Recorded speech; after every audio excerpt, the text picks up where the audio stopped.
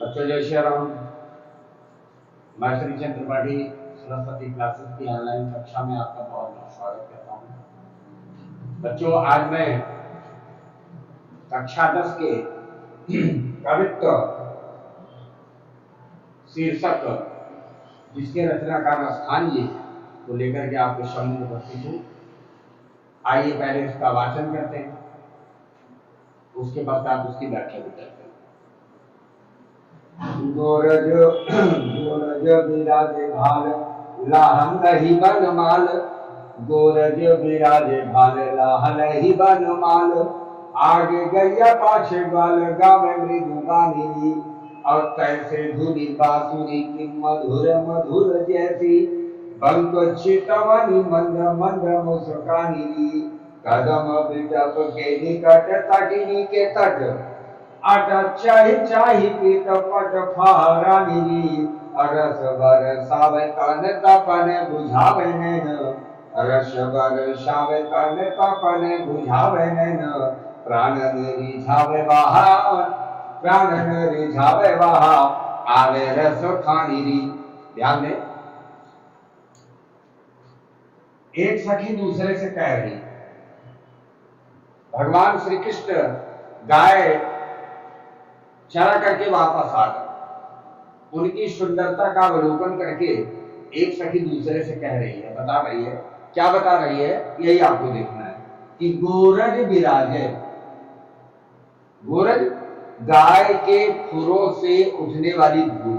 जैसे आप कभी जानवरों को चराने गए हो तो जैसे जानवर आगे चले गए तो उनके पैरों से कुछ धूल ऊपर आएगी, तो पीछे जो चरवाहे हैं धूल का पूरा पूरा आनंद तो वही लेंगे ना, उनके सर से लेके पैर तक धूल ही धूल होगी। वही है कृष्ण के ऊपर भी वैसे ही है। गोरज विराजे, गाय की धूल, गाय के खुरों से उठने वाली धूल विराजमान है। कहा? भाल। भाल माने मस्तक। भगवान श्री कृष्ण के मस्तक पर गाय के खुरों से उठने वाली धूल विराजमान है। और क्या विराजमान है? लहलही बनमाल, और उनके हृदय स्थल पर माला है, लहरा रही है, जंगली माला है, बनमाल है। और आगे गैया, गाय आगे चल रही है, पाछे ग्वाल, और उसके पीछे कौन चल रहा है? ग्वाल बाल चल रहे हैं और चल नहीं रहे हैं और कुछ कर रहे हैं, गावे मृदु गानी, बड़े मीठे मीठे स्वर में गीत गाते हुए आ रहे हैं। हे सखी, भगवान श्री कृष्ण जो गाय चरा के ग्वाल बालों के साथ आ रहे हैं तो उनके मस्तक पर तो गोधूल विराजमान है, और गले में जो माला है, जंगली फूलों की जो माला है विराजमान है, लहरा रही है, अर्थात उनके सौंदर्य में चार चांद लगा रही है, अर्थात वो बहुत ही सुंदर दिख रहे हैं। और देखो, कैसे धुनी बांसुरी की मधुर मधुर, उनकी बांसुरी की ध्वनि कैसी है? मीठी मीठी, बहुत कर्णप्रिय, बहुत सुंदर, बहुत मधुर है।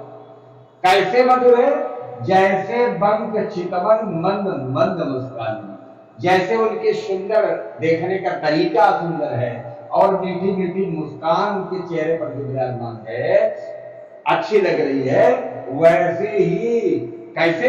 जैसे बांसुरी की सुंदर मोहक ध्वनि हमें अच्छी लगती है, वैसे ही।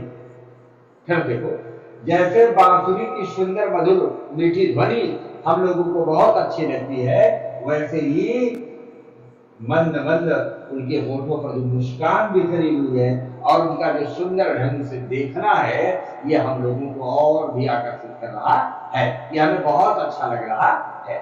एक नायिका दूसरे से बता रही है, ध्यान रखना।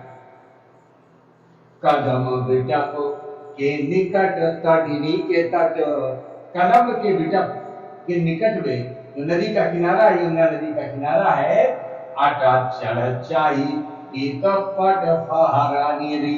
अरे इस बात का संकेत है, बहुत बार बताए हैं, एक सखी दूसरे से कह रही है, हे सखी, आप इस अट्टालिका पे चढ़ जाओ, जो बगल में पहाड़ी वाली है, इसमें क्या करो, चढ़ जाओ और आप इनके अनुपम सौंदर्य को खुद देखो कि कदम के वृक्ष पर यमुना नदी के किनारे पीताम्बर पहन करके जिस तरह से खड़े होकर के गीत गान कर रहे हैं, बांसुरी बजा रहे हैं और उनका पीताम्बर क्या कर रहा है, फहरा रहा है।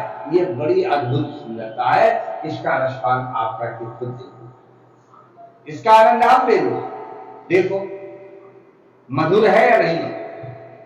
और कहां चढ़ के देखो, अट्टालिका पे चढ़ जाओ और स्वयं देखो भगवान श्री कृष्ण जो यमुना नदी के किनारे कदम्ब के वृक्ष पर चढ़ करके और जो पीताम्बर धारण किए हुए हैं, जो मुरली बजा रहे हैं या वहां बैठे हैं, खड़े हैं और जो उनका पीताम्बर जो फहरा रहा है वो देखने में और भी मोहक लग रहा है।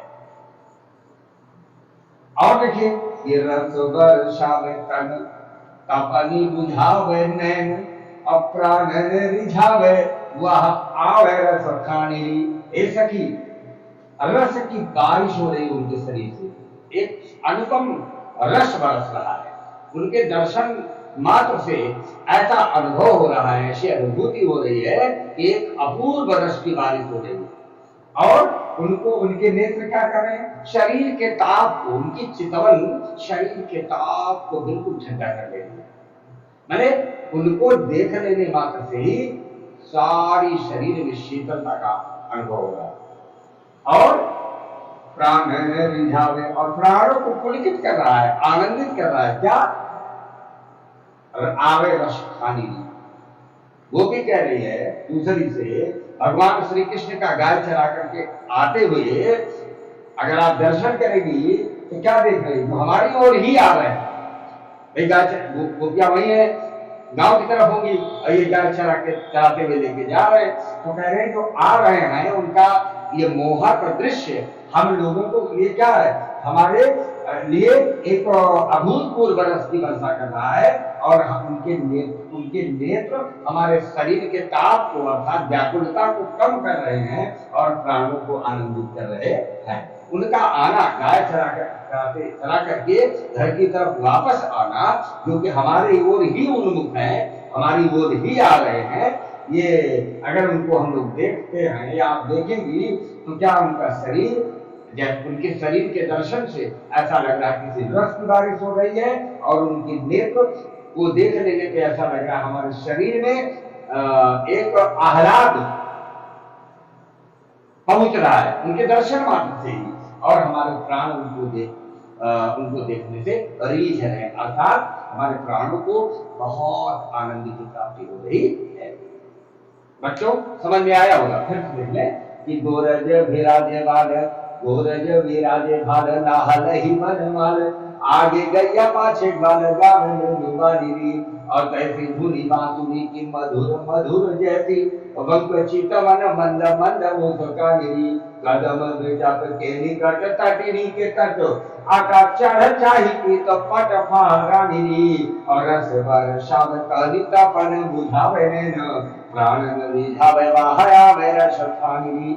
भगवान श्री कृष्ण गाय चरा करके वापस आ रहे हैं, तो गाय आगे हैं, पीछे स्वयं ग्वाल बालों के साथ आ रहे हैं। तो गायों की खुरों से उठने वाली धूल उनके मस्तक पर विराजमान है और गले में बैजंती माला भी लहरा रही है, वो और भी अपूर्व सुंदर दिखाई दे रहे, अद्भुत सुंदरता उनको उनके दर्शन मात्र से ही मिल रही है।